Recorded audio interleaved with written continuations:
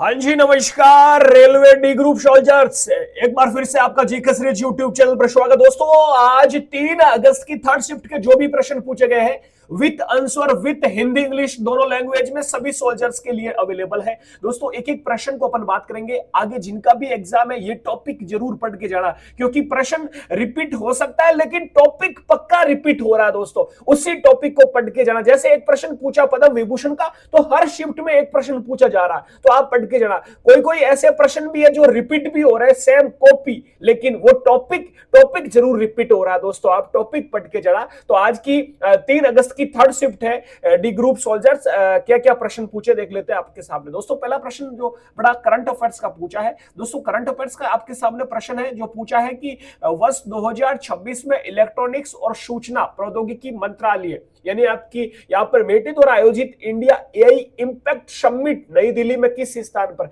आप सबको पता है नई दिल्ली में दोस्तों जो प्रगति मैदान है जिसे आप भारत मंडपम कहते हो, तो यहाँ पर दोस्तों ये ऑर्गेनाइज किया गया। ऑप्शन यहाँ पर जिसने भी ये भारत मंडपम वाला लगाया बिल्कुल करेक्ट जवाब लगे दोस्तों, और यही ऑप्शन था। ठीक है, जो भी स्टूडेंट हमें क्वेश्चन भेज रहे हैं, हम भी कोशिश कर रहे हैं एग्जाम सेंटर पर जाने की, तो मस्त तरीके से जिनका भी दोस्तों एग्जाम हो रहा है हमें क्वेश्चन बताते रहना। ठीक है, बाकी जिनका आगे एग्जाम है हमारा YouTube channel GK series subscribe कर लेना, पल पल की खबर आपके पास हम पहुंचाते रहेंगे। वर्ष 2026 में दोस्तों एक प्रश्न पूछा है जो कि करंट अफेयर्स का ये, वर्ष 2026 में कला के क्षेत्र में किसे पद्म विभूषण से सम्मानित किया गया। आप सबको पता दोस्तों पद्म विभूषण को 5 महापुरुषों को दिया गया पद्म विभूषण। तो पद्म विभूषण दोस्तों कला के क्षेत्र में पूछा है, और जहां तक मुझे पता है कि स्टूडेंट से बात हुई, गुरुजी बोल रहा है वायलिन का पूछा, गुरुजी की वायलिन का कलाकार है। तो वायलिन का कलाकार तो भाई साहब ये आपके हो गए कौन है ना, एन राजम हो गए ना, एन एन एन राजम यहाँ पर आपका सही जवाब हो जाएगा।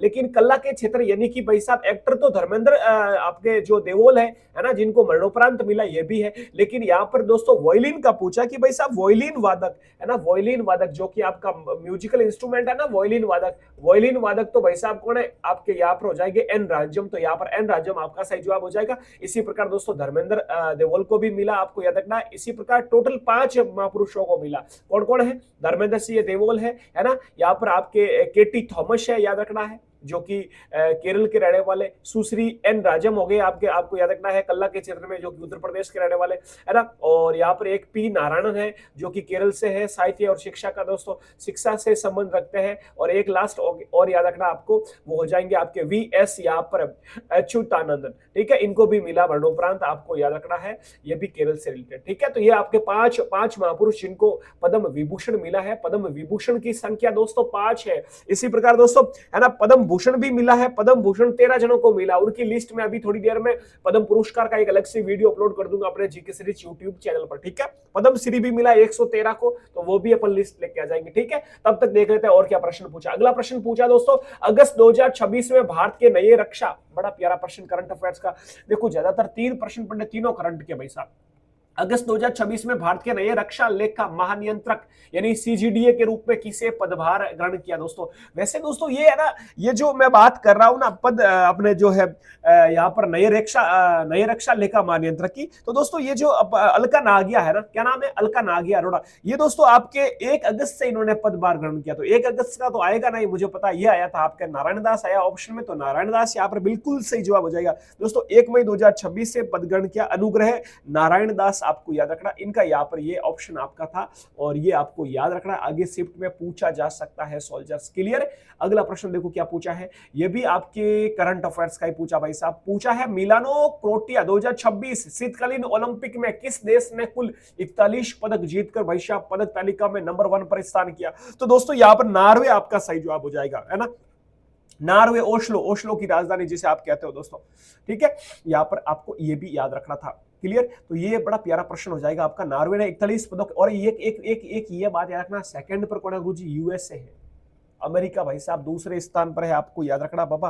पहले स्थान पर कौन है, पहले स्थान पर नार्वे है, 41, याद रखना 41 पदक इन्होंने जीते। और अमेरिका ने 33 पदक के साथ दोस्तों दूसरा स्थान, सेकंड रैंक पर भाई साहब आपकी अमेरिका, आपको याद रखना है। ठीक है, अगला प्रश्न देखो क्या पूछा करंट अफेयर्स का। ऑस्ट्रेलियन ओपन, बड़े प्यारे प्यारे प्रश्न आए बाबा। ऑस्ट्रेलियन ओपन टूर्नामेंट निम्नलिखित में से किसका एक हिस्सा है। आप सबको पता है ग्रैंड स्लैम के 4 पार्ट है, तो ये इसी का पार्ट हुआ ना, सीधी सी बात है गुरुजी। ऑस्ट्रेलियन ओपन 4 ग्रैंड स्लैम टूर्नामेंटों में से एक है। कौन कौन से 4 टूर्नामेंट है? Australian open, French open, Wimbledon open, US open. तो ये चारों पार्ट हो गए। तो सीधी सी बात है, ये ग्रैंड स्लैम के गुरुजी आपको याद रखना था कि ग्रैंड स्लैम यानी टेनिस के दोस्तों 4 पार्ट है, आपको याद रखना था। ये भी प्रश्न आज पूछा गया है। डी ग्रुप वालों, पल पल की खबर मिलेगी। यूट्यूब चैनल जीके सीरीज आपका सब्सक्राइब कर लेना। एक एक प्रश्न की बात करेंगे दोस्तों। एक आपका नीमच का आया है, यहाँ पर अच्छा प्रश्न आया है, बड़ा प्यारा प्रश्न है यहाँ पर पूछा है। नीमंस यानी कि मैं जिसे आप कह सकता हूं राष्ट्रीय मानसिक स्वास्थ्य और तंत्रिका विज्ञान संस्थान, ठीक है। तो ये मुख्य रूप से किस चिकित्सा और अनुसंधान क्षेत्र से संबंधित है? तो इसकी फुल फॉर्म आपको पता है, आराम से उस तरह से आप कर सकते हो। तो यह मानसिक स्वास्थ्य एवं तंत्रिका विज्ञान का हिस्सा है, आपको याद रखना है, जो कि न्यूरोसाइंस का एक प्रमुख संस्थान है। इसका हेडक्वार्टर दोस्तों बेंगलुरु में है। स्थापना इसकी 1974 में हुई थी, ठीक है यार। ये भी आपके मस्त तरीके का करंट अफेयर्स का प्रश्न था। एक दोस्तों और प्रश्न पूछा है, ये भी करंट का ही है तो अपने जो पोर्ट्स का है, बंदरगाह का है, जो इंडियन ज्योग्राफी में आप बंदरगाह पढ़ते हो, लेकिन है करंट का ही। एक ही जहाज में यहाँ पर 6008 कारों को लोड करने का राष्ट्रीय रिकॉर्ड बनाने वाला भारत का सबसे बड़ा ऑटोमोबाइल निर्यात बंदरगाह कौन सा बन गया? तो मुद्रा पोर्ट हो गया, जो कि गुजरात में, आपको याद रखना है। यहाँ पर मुद्रा पोर्ट बंदरगाह आपको याद रखना है, सही जवाब हो जाएगा, ठीक है।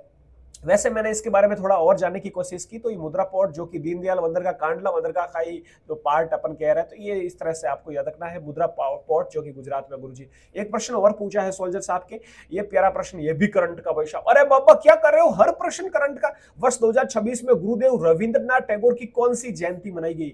मेरे सोल्जर्स, चाहे रविंद्रनाथ टैगोर हो, चाहे महात्मा गांधी हो, चाहे अपने भारत के शिक्षा मंत्री मौलाना अबुल कलाम आजाद की कौन सी जयंती, ये प्रश्न सीधे छपते हैं। तो याद रखना 165वीं जयंती मनाई गई सोल्जर्स। इनका जन्म 1861 में होता है।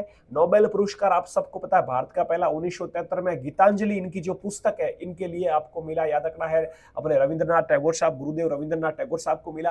राष्ट्रगान जनगण मन इन्होंने के द्वारा दोस्तों लिखा गया, आप सबको पता है। और रविंद्रनाथ टैगोर द्वारा आपको याद रखना दोस्तों 1896 में दोस्तों जनगण मन कलकत्ता कांग्रेस के कलकत्ता अधिवेशन में इन्हीं के द्वारा गाया गया, पहली बार गाया गया। सॉरी, वंदे मातरम है ना। जनगण तो इन्होंने लिखी, वंदे मातरम सबसे पहले किसके द्वारा गाया गया? वंदे मातरम लिखा तो बंकिम चंद्र चटर्जी ने, लेकिन सबसे पहले गाया किसने? 1896 में दोस्तों रविंद्रनाथ टैगोर साहब ने, आपको याद रखना है, ठीक है। तो ये छोटे छोटे प्रश्न सीधे छपते हैं। एडिशनल भी मैं ये लेके आ रहा हूं, जिससे आपका थोड़ा और अच्छा कोशिश हो जाए। अगले यदि शिफ्ट में एग्जाम है तो आप और अच्छा करने की कोशिश करें दोस्तों, ठीक है। तो ये टेलीग्राम पर मैंने पीडीएफ डाल दी, ये आप टेलीग्राम है, टेलीग्राम का QR कोड है, स्कैन कर सकते हो, या फिर आप सर्च कर सकते हो जीके सीरीज 7, तो हमारा टेलीग्राम ग्रुप मिल जाएगा, ठीक है। बाकी ये मोबाइल नंबर है, आपके व्हाट्सएप नंबर, जिनका भी पेपर हो रहा है, हमें इस नंबर पर सेंड करते रहना आपका पेपर। जब तक पेपर होगा अपने ग्रुप डी का, हम दोस्तों हर एक प्रकार की इंफॉर्मेशन और एग्जाम एनालिसिस आपके लिए लेके आते रहेंगे, ठीक है। हमारा एप्लीकेशन भी है जीके सीरीज का, जहां पर हमने बहुत ही शानदार तरीके से आपको जीके पढ़ाया। जीके का कंप्लीट कोर्स अवेलेबल है हमारे जीके सीरीज ऐप पर, तो ऐप भी आप डाउनलोड कर लेना, पीडीएफ यहाँ पर भी मिल जाएगी और टेलीग्राम पर भी मिल जाएगी, ठीक है। मिलते हैं अगली क्लास में। आगे जिनका पेपर है, बस आप ये रिवीजन करते रहना है, ये एग्जाम एनालिसिस देखने का दोस्तों वक्त है, इन्हीं को आप देखते रहना है। प्रश्न बहुत सारे रिपीट होंगे और उन टॉपिक को पढ़ते जाना है जिस टॉपिक से प्रश्न पूछा है।